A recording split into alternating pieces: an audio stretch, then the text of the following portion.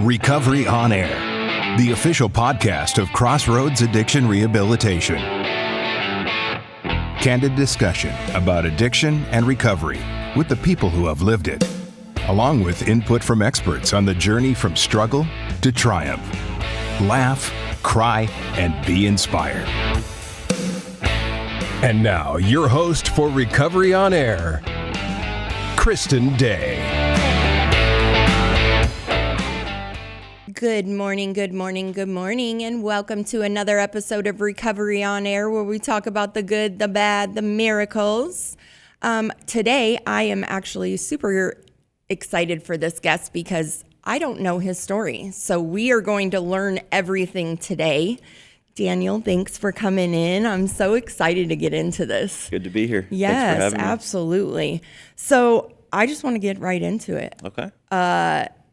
Love After Lockup. Yeah. What was that? What an experience. If I had the option to go back and choose to do it or not, I would definitely do it again. You would do it again? Oh, yeah. Okay. How did that even come about? Like, how did you get approached for Love After Lockup? So I did 4.5 years in prison. Okay. And I was single throughout the whole way. Gotcha. 8 months to the gate, I made the decision to put myself out there. So I signed up on like a pen pal service. Okay. Write a prisoner. And this young girl, she found me on there. We had tablets in there. So Yeah. I was able to text and email. Right. Very expensive. Yeah. But she had signed us up through their website, through Okay. the Love After Lockup website. She told me about it. I didn't think anything of it. Yeah. Like this, okay, cool, whatever. This ain't going nowhere. Yeah, and before I knew it, I was making 3-way calls with my mother with a casting director. Wow. Yeah. Wow. Yeah, kind of like a little interview. So can we talk about Love After Lockup and how it is? Like, for people that don't know, it's a reality TV show. Yeah, so basically the whole premise is me getting out of prison, and I'm moving in with this girl who I've never really spent time with on the outside. Did she come and visit you at all? She visited me once. Okay. Yeah, she visited me once while I was in. Twice. Okay. Yeah. And was it a connection right away, or were you like, No, it was great. I thought she was a great girl when we were together while I was inside. Yeah. But when I got out, it was just a completely different thing. So let's rewind real quick and talk like addiction and everything like that. Mm-hmm. How was childhood? Well, my father, he was in and out of prison like throughout my entire childhood. Okay. Not very present, and when he wasn't a very good person to us because he struggled with addiction too. We moved a lot. I probably went to 3 different schools one year. Gotcha. So that was very difficult. I didn't really get along with my brothers at home, and I didn't really make a lot of friends in school. So Gotcha. I was always seeking to fill this void of belonging. Right. And I believe that's really where my addiction started, because when I would meet people who, would let me be around them, Yeah. I was desperate to keep that. Yeah. And for the most part, they didn't do the best things. So you were just following along in their footsteps. I took on their values. Gotcha. Gotcha. So drugs, what kind of drugs were you doing? I believe my addiction started when I was 12. Okay. We had ditched school, the school dance, smoking cigarettes, smoking weed. Okay. Yeah, wanted And to be then cool. absolutely. That was mine too. Yeah. Smoking weed and drinking. Yeah. So Started drinking when I was 14. all right. Wine. Okay. Yeah. You were a wino, huh? Well, I raided my friend's mother's wine cabinet when I spent the night, and Yeah. that's when I first had alcohol. Okay. And that just took you to all different places and Well, I didn't really dive into it heavily at that time, because I'm 14. How can I get Right. this stuff? But eventually, I had met certain people who had an abundance of these things, and Right. I kind of just dived into it like that. okay. Yeah. Did you, start getting in trouble? Like what happened with your addiction? So I was absent from school a lot, ditching Okay. school, smoking weed. Eventually got expelled.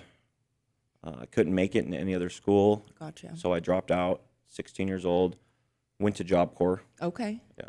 And what's that look like? It's like a campus. You live there, and it's from like ages 16 to like 21. So Okay. it's kind of like a diverse group of Right. age group. And you can get your GED there. You can learn a trade. Nice. So I got my my GED at Job Corps. Awesome. Still smoking weed too. Okay. Going off campus and buying Four Locos. Like, Never got caught? No. Wow. Yeah. That's Yeah. amazing. Yeah. That is amazing. Yeah. So you did Job Corps until you were 21? No, I only stayed in the program for a year. I successfully completed. Gotcha. Gotcha. And then what did you do? I had met this young girl there, who I eventually married. Yeah. I got married at 18. Okay. So when I finished Job Corps, I went back to California. She went to her family in Washington, and I was just so desperate to be with her. I moved away from my family to live with her and her family. Okay. Yeah. And how was that? How was your marriage? I know getting married at a young age. I don't even know who I am at Right. that time. So it was very disastrous. We didn't last long. Gotcha.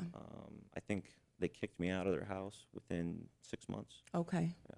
And then you moved back here to Arizona? No. You stayed So in I stayed. This was in Washington. Oh, okay. Okay. Gotcha. So I'm out on the street in Washington. I don't know anybody, but my brother had a friend who lived there, so they took me in. Yeah. And this was like a party house. So Okay. I'm heartbroken. They're doing coke, smoking pills, drinking, smoking weed. So it's like, You're okay, just- I'm learning a new way to cope. For So sure. That's kind of how I really 100% in the addiction. Gotcha. Yeah. And then do you go to treatment out there or anything to get sober? No, I didn't really first go to like a detox until my early 20s Okay. when it just like I exhausted all my resources. Right. So like, what do I do? Burnt all your bridges. And, Yeah. I had moved here to Arizona because I just couldn't cut it in Washington. Yeah. And, I did okay for a little bit, but eventually just my mom was like fed up. I'm living with mom. I'm Yeah. an adult and I'm getting high all the time. Right. So I went to detox. Okay.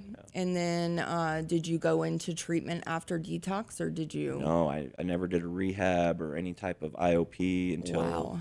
until my mid-20s, but I didn't take it seriously. Gotcha. Everybody's warning me, don't do this, don't keep doing this, you're going to end up in prison. And I'm like, yeah, whatever. I'll never end up in prison. Yeah. Yeah. It happened. Yeah. So what did you get arrested for? So I was first arrested for burglary in the 3rd degree. Okay. I had over 17 of them. Wow. Yeah. Wow. Yes. You go balls to the wall. It was, just wait. I was going through unlocked cars in the neighborhood.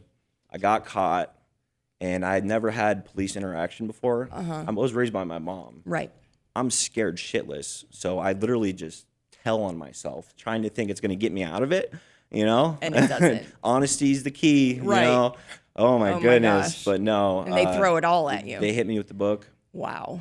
Well, they were really just trying to scare me. Yeah. Because when I was in county, eventually I got my first plea, and it was only for 2, and I got probation. Okay. Yeah. Okay. So you get out, you're on probation, and do you go back to drugs? I'm on supervised probation. Okay. I go back to drugs. My PO is getting fed up with me, so he puts me on like intensive probation. Yeah. That doesn't work, so he puts me in drug court, Okay. and I'm just struggling. Yeah. There's different phases in drug court, 3 Right. phases. I was in phase 1 for like 8 months, Okay. and it's supposed to be like a 2-month incremental thing. Right. Yeah. And this is where they're like helping you when you phase up. They're like, I remember like Yeah. gift cards Yeah, and yeah. stuff It's like like a that. reward and- system. Yeah. Kind of reinforce, Absolutely. good behavior. So you do good. Eventually, I make it to 6 months sober. Okay. I'm doing good, but I'm not really working a program, and I still Gotcha. don't know who I am. Right. And I relapse on alcohol. I didn't have my license at the time, Okay. so I had stolen my mom's car on the hunt to meet up with some girl that I didn't even know. Yeah. And I bump into somebody's car in the parking lot at Arco, and they call the police. I get arrested on the spot. They know I'm wasted. I Yeah. blew like a .25. Oh, wow. Yeah, I was pretty smashed. Wow. And I go to jail. Yeah. Aggravated DUI, and then they violate my probation. Tow the car, Yeah, they towed the car. all that good stuff. It was a mess. Yeah. My poor mother. Oh, my goodness. But our parents love us through all this. Yeah, she's very proud of me today. Good. Yeah. Good. But so what happens next? I get sentenced, and that's when I get like 6.75 years. Wow. But I had a little bit of back time, so it ended up being like 4.5 total. And that's Okay. when I first went to prison. And Gotcha. yeah, What yard were you on? Phoenix West. Okay. Got very lucky. Oh. Very I remember lucky. us talking a little bit about this at parole orientation. So yeah, Phoenix West, amazing yard. Very, very easy yard. There's no politics. Laid back. Very laid super... back. It's just respect your neighbor, and Right. you'll be fine. Right. And when I first got there, it was like, it was like a DUI yard, so people are just in and out all the time. Absolutely. It's a 2 yard, so 5 years or under. But eventually they introduced the second chance program. Right. And that's like when I got towards the end of my time, because I struggled a lot there too. Right. I was still discovering who I was, and I was relapsing in there. But I think a lot of change happened when I met these they call them the facilitators, but they're inmates. They teach the classes at the second chance program. And I learned a lot from those dudes. When were you in there? From 2019 to 2024. Okay. Yeah. All right. I'm trying to think. What, did you meet Drew? Yeah. Okay. I know Drew. Yes. Drew's the man. Yes, absolutely. I love Drew. He should be getting out pretty soon. Probably next year. I think, yeah. At Okay. the beginning, like February, March-ish, I believe. I'm gonna write him an email after. Yeah, yeah. No, I'm super excited to see because he is definitely a pillar in there and he had a huge impact. killing it. So you do the second chance program. Yeah, I do the second chance program. I meet Drew. I meet this guy named Eric, Josh. I met them too. George Nolan was there at the time with me.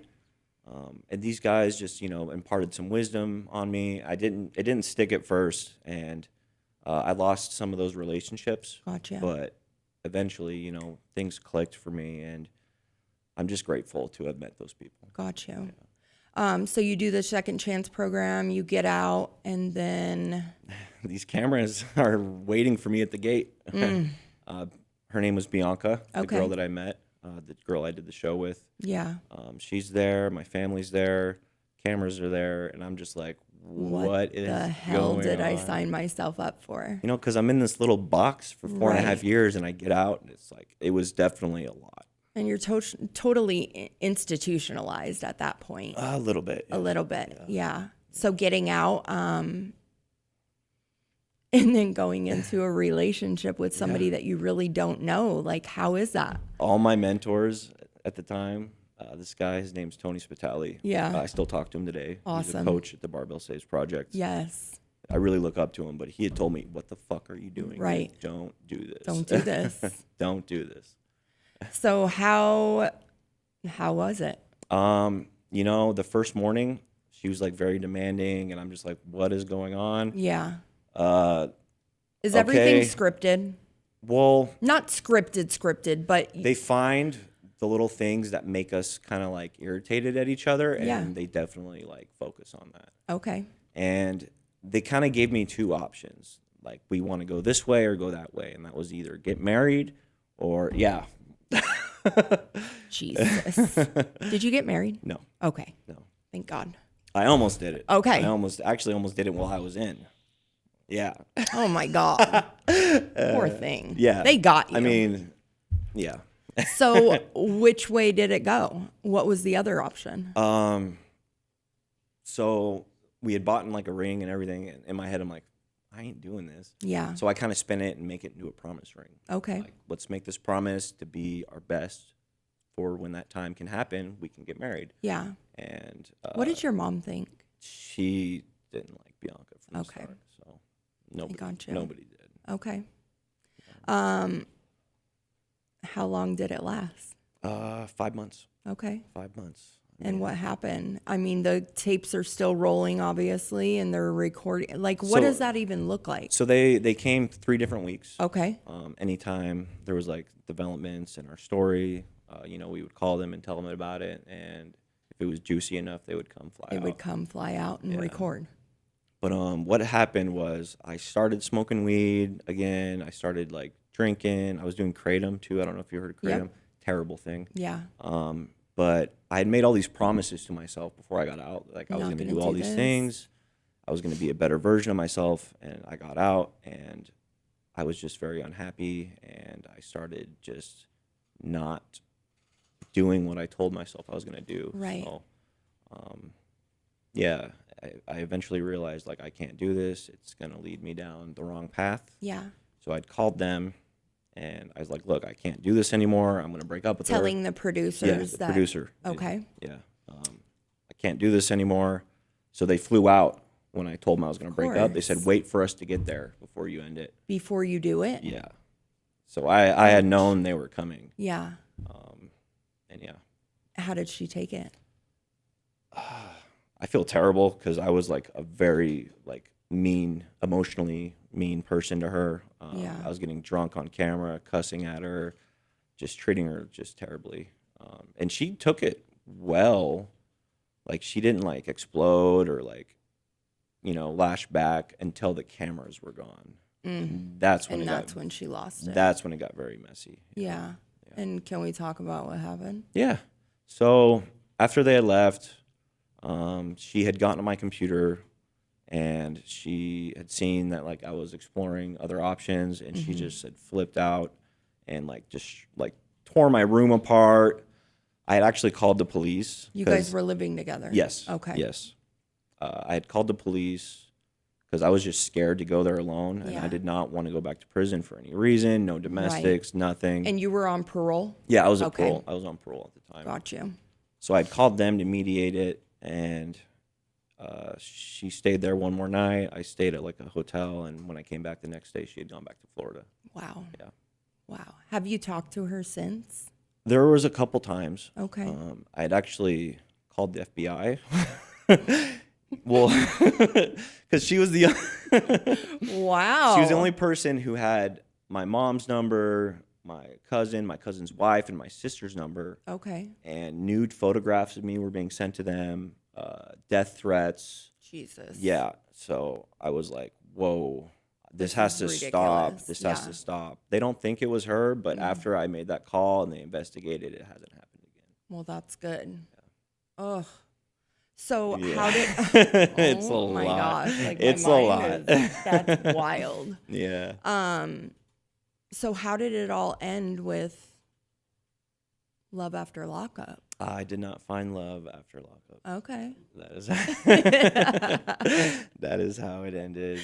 But you said that you would do it again, which is wild to Okay. me. Like, do you But just hear me want out. it? Okay. Hear me out. Because Absolutely. she had called my parole officer several times during our relationship while we were living together. Got you. Like, he's smoking weed, he's taking kratom, he's drinking. And my PO is like not believing it because I guess a lot of women do that. Yes. But eventually I do piss dirty for a Okay. drug test for alcohol. And I get sent to Maricopa Reentry Center. Right. And And for people that don't know, it's MRC. It's MRC. basically It's the last place you're going to go. I say it's Yeah. like a little timeout It before is. they send you to prison. Yeah, it is. It's a 90-day program. You do IOP classes. Right.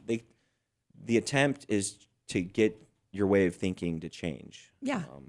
And To scare the shit out of you Yeah. before you go back to prison. It's very interesting too because there's DOC officers there watching you, Right. but you're in people clothes and you have your phone. Right. So it's very Which is wild. yeah, it's very interesting. Because I've seen some really good stuff happen there. And then I've seen some not so good stuff happen. Yeah. Especially with the phones and everything like that. Yeah. You know? Yeah. Because I mean, anybody could just come up to those gates and throw a package over. the fence, Absolutely. and they do. Absolutely. Yeah, I've heard, you know. So do you do the MRC bid and you're totally doing good and something clicks, like you're going to stay sober, you're going to do the right thing, and I met these people there, Scottsdale Mat Clinic. They're the sister company of Scottsdale Recovery. right, I had first met Rashawn Ambrosi, who's my sponsor now. right. I had gone there withdrawing. He sent me to a detox. Okay. I came back. Came back to MRC, and I did their IOP classes because they have case managers there who run Right. groups through Scottsdale Mat Clinic. I had met Rashawn there. He would teach our classes. I'd met my roommate Noah. Mm-hmm. I had met Bobby McClure. I've known Bobby since I was 16. Oh, wow. Yeah. You guys go way back. Yeah, way back. Okay. We've done a lot of cocaine together. Yeah. Yep. Yeah. So good old days. I'm telling you. But yeah, so go back to that. I just, And Renee Scozzari. Yep. I always mistakenly pronounce her name. But, love Renee. I love Renee too. She's something else. Yeah. And I'm very grateful and blessed to have ever met her. And so you do the program. You're doing great. Yeah. I do the program. I'm really like diving into these classes. I'm journaling through it. I'm just trying to like rework, like, okay, where did this all happen? Why did it happen? And I just kill it. I get released and I go to Swirl Men's Center, which is a transitional home owned through the Scottsdale Mac Clinic. Okay. Yeah. And what does that look like? So it's funded by a DOC grant. It's like a 60-day program. They supply your food. They help you with your appointments, and the whole idea is to get you ready to work, start working, save money, so you can move on and go into the next step of your journey as an independent individual. Okay. So you graduated that? Yes. I had gotten a job there. I was like, through a company called Valet Living. I would it was a night shift. I would go to like apartment complexes and like collect trash. Anyways, I was working there, just doing my parole, and I had finished. They actually gave me an extension to stay, and with that came a job offer. And where are you working? I am working at the Scottsdale Mac Clinic. How amazing is that? Like, you've got to be one of their biggest success stories. Oh, my goodness. Christin, our CEO, she's just incredible. And I'm lucky that she had witnessed the work that I was putting in. Right. And believed in me. What was different this time? Like, what changed that just made you, something obviously clicked, What was it? I just realized what I was doing wrong is I would isolate. Okay. And I didn't have a community to attach myself to. I didn't have, I had these people, but I didn't reach out to them when things were going wrong. We don't utilize them when we need them the most. Like I had all these tools, but it's like I wouldn't use them. Right. And I think a lot of it too was I had low self-esteem. Like I didn't believe in myself. Yeah. Like I didn't believe I was capable for sure of overcoming, just what I go through. And just these people that I met along the way, through a lot of me denying their suggestions, eventually I started taking their suggestions. Got you. And it kind of just changed my behavior over time. What were some of the hardest parts of getting sober, like physically and mentally? The hardest parts of getting sober for me was just because I don't come from a lot of money. Okay. And I would but I had like an expensive habit. Mm-hmm.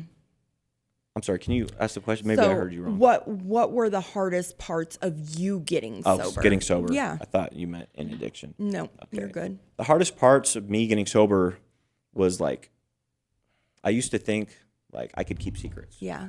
And I'd be fine. I don't need to tell everybody everything. Secrets will kill you. Yeah. Secrets will keep you sick.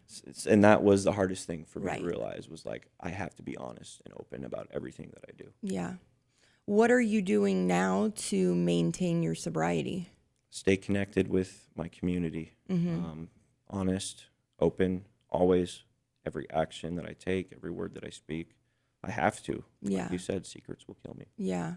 So you go to meetings? Yeah, I do go to meetings, but the biggest pillar in my recovery has been the Barbell Saves Project. Okay, can we talk about barbells? Yeah. I love it. I love them too. I love Barbell Saves. I know David and Rob and Rob Best is the best. Yes.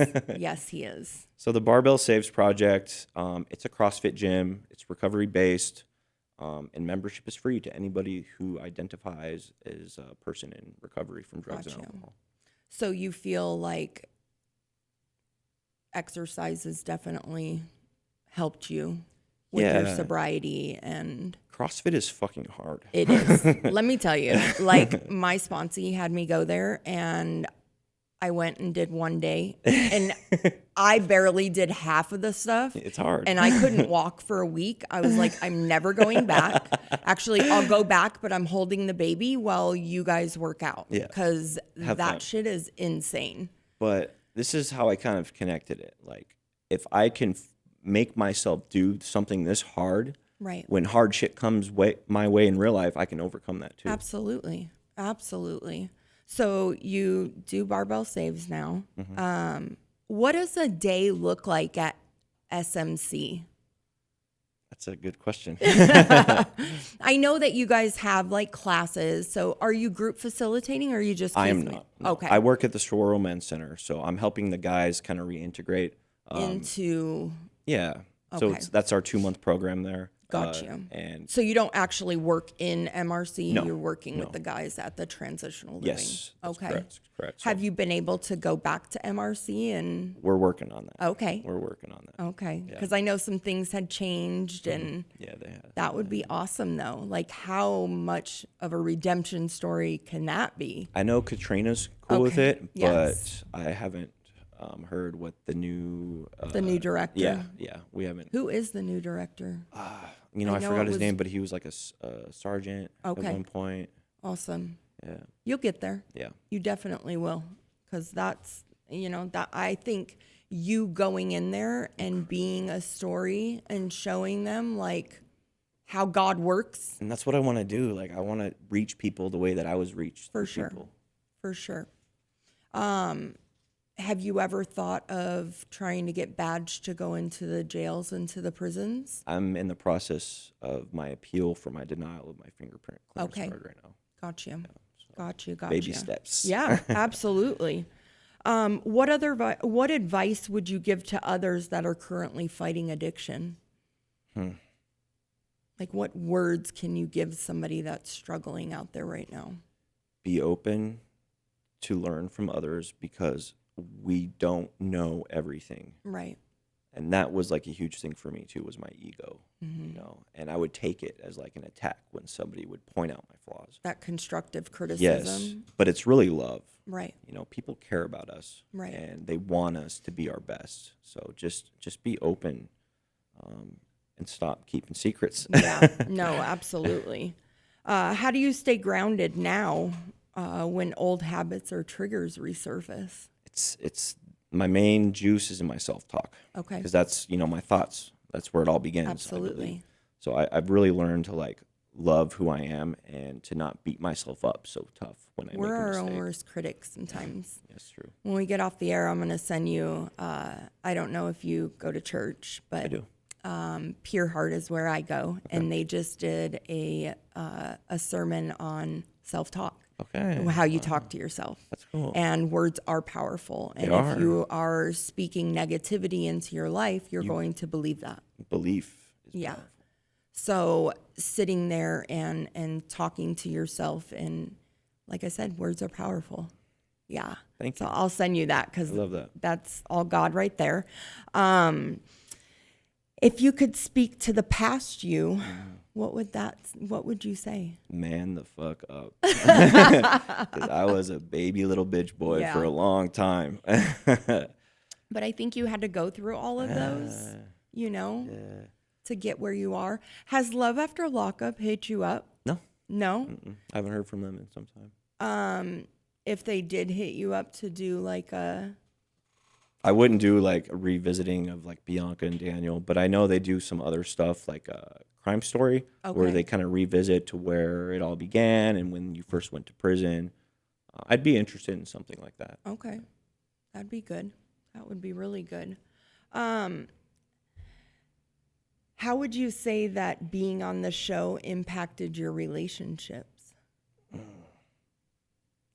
Did it give you trust issues and stuff like that? I mean, I'm grateful for that experience because I learned a lot. Right. And now I know what to look for and Red flags. Yeah, I was about to say the red flags. I know my red flags. Right. I know my red flags. Is there anything that you would have handled differently during filming? Yeah, there was. The last season we did, because How many seasons were you on? 3. 3. I did Okay. 3. So I did Love After Lockup. I did 4 episodes on that one. And the next part of that is Life After Lockup. Okay. Because they have 3. They have Love During, Love After, and Life After. So there's 3 different shows. And I was on Love After for 1 season and 2 seasons for Life After. What does your life look like today? It's gratitude. Beyond your wildest dreams. I'm just, because I know I put in the work, but I just feel so lucky just to have the people who I have in my life. Right. Do you think that there'll come a time that maybe you can talk with Bianca and make an amends for? I would love that. Yeah. I really would, because what I was saying before on that last season, like I treated her very badly, Right. and nobody deserves that, no matter what they've done. Right. I think everybody just wants to be loved. And For sure. I showed her a lot of hatred. I got you. Do you think that there's a big misconception when people they have of you?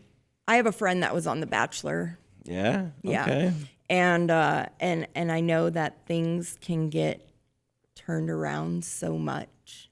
Well, people who have been to prison, and I think there's like a stigma for that, and people who are in recovery, and that's like, for me, like the biggest misconception was like people would see this person who's been to prison, and like I kind of got placed in this slot of like, oh, he's a fucking loser, he's Right. never gonna get it, he's gonna go back to drugs, he's gonna go back to crime, Right. and that's just not true. Everybody is capable of change. Absolutely.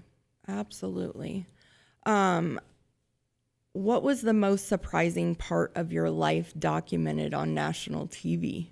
Most surprising part of it, I was kind of upset because there was a lot about my past that I spoke on, and it wasn't shown. Like, so like they kind of just showed like all the bad shit, Right.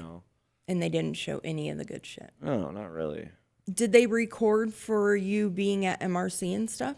I did like little videos of me on the phone that made it on there. Oh, Yeah, okay. Yeah, like little POVs. Yeah. Wow. Yeah. That's wild. I did like a little jail cell tour and everything, because we lived in like jail cells. Yeah, no, I toured there a couple times. I actually brought our CEO from Crossroads over there to check it out too, because it's wild what's going on it's there. its own animal. It is, absolutely. How many people can be housed there? I think like 300. 300? No, that's way too high. There's 3 dorms. There's a 30-day dorm and 2 90-day dorms. Okay, I'm trying to like estimate here. Is it 2? Like 150 maybe? Yeah, something like that. Yeah. So going back in there, do you think that you will go in there? MRC? And, Yeah. Yeah. I have a good feeling it's going to happen. Absolutely. And if it doesn't, that's okay too. Yeah. But if it's meant to be, it'll be. What are your goals in the next 5 years? I want to get back into school. Okay. I want to get into social What do you work. want to go? Okay. Yeah, I want to get a bachelor's in social work and really like learn just like the clinical side of it. And Okay. Just because I want to give all that I can in Right. this field, and I got to learn more to do that. Yeah. No, I understand it. If you could, or what does your redemption look like now? Can you reword What does your redemption look like now? Like what? It's just success Yeah. all the way through, Yeah. and never looking back, or It's all having God too. Yeah, and it's like just being at peace, Right. finding love in everything that I see. And your mom, she's got to be so proud of you. She is. I love that. I'm Are you a seeing her- mama's boy? Yeah. Got you. I'm seeing everybody for the first time, because I haven't been to a family Thanksgiving in like 7 years. Oh my gosh. Everybody's going to be there.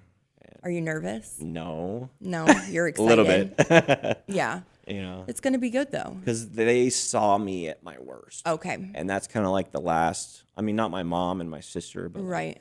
my cousins and my aunts. Here in Arizona, or are they Henderson. in? They're going to all meet in Henderson. Got you.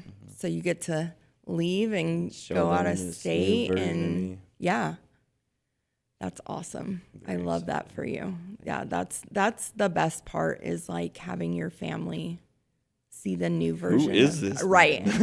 Listen, I go through it too, because my stepdad and me were like at each other's throats all the time. And now this man calls me and tells me how proud of me he is. And I'm like, who the hell is, like, what the hell? So, what's next for you? What's next for me? Personally, I'm just going to keep doing what I'm doing. I'm going to enroll into school next year. Okay. I'm going to stay where I'm at. I'm in a great house. Good. With great people. I have great, amazing roommates. So Yeah. I'm really happy where I'm at right now. And I'm just going to do my best to be better every day. And professionally, where do you want to go in the next couple years? I'm staying where I'm at. I'm Yeah. not going anywhere else. Got you. Yeah. My employer is amazing. And Yeah. I love that. Staying where I'm at. I love that. Well, I really appreciate you coming on and sharing your story of Love After Lockup. It's so crazy. Have to get your autograph now. Thanks for having me, Christin. Absolutely. If you're struggling today, know that you can always reach out, thecrossroadsinc.org. We are open Monday through Saturday. Come down 2002 East Osborne Road. We take all commercial and all access plans. Again, thank you, Daniel, for coming on. And with that, I'll pass. Bye. Why are you just finding out about that right now? Old email. Just happened to check it today. You didn't realize you had court? I forgot all about it. What is it for? When I was bad on drugs, I used to shoplift to pay for the habit. So, it's still haunting me. Because this was over 6 years ago. So why is it just coming up now? I was in prison, so now it's coming back. How far is it? 4 hours there, 4 hours back. So you're leaving again for a whole nother day? Mm-hmm. I just think it's a little irresponsible, not keeping up with things you need to keep up with. Like, Yeah. if you know there's still cases open. I know. I know. I don't need you to tell me. This better be every morning. What? You cooking for me? Is it good? You like it that much? I mean, it's breakfast. Oh. And you made it, Yeah. Is the coffee done? Yeah. Go ahead. It's over there. No, you get it. I'm not thirsty. Please? I'm not thirsty. Please. Maybe go get your coffee. You're making me breakfast. You literally cannot even, pour the coffee for me and put milk in it. That's it. Please? I'm sitting here.